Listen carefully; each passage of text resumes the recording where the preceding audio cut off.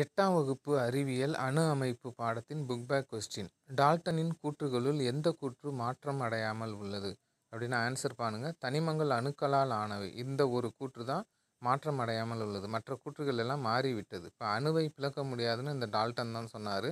ஆனால் அணுவை பிளந்து அதுக்குள்ளே என்ன இருக்குன்னு பார்த்துட்டாங்க. அணுக்கள் முழு எண்களின் விகிதத்தில் ஒன்று கூடி சேர்மங்கள் உருவாகின்றனாரு. இதுவும் மாறிடுச்சு.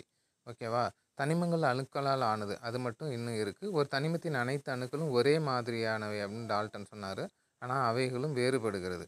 நெக்ஸ்ட் கொஸ்டின் பாருங்கள். ஒரு தனிமத்தின் அனைத்து அணுக்களும் ஒரே அணு எண்ணையும் வேறுபட்ட நிறை எண்ணையும் கொண்டுள்ளது. ஒரு தனிமத்தின் அனைத்து அணுக்களும் ஒரே அணு எண்ணையும் வேறுபட்ட நிறை எண்களையும் கொண்டுள்ளது. அடுத்து fill in the blanks பாருங்கள். டேஷ் என்பது ஒரு தனிமத்தின் மிக சிறிய துகள் அப்படின்னா அணு. ஒரு தனிமமானது ஒரே மாதிரியான அணுக்களால் உருவாக்கப்பட்டது.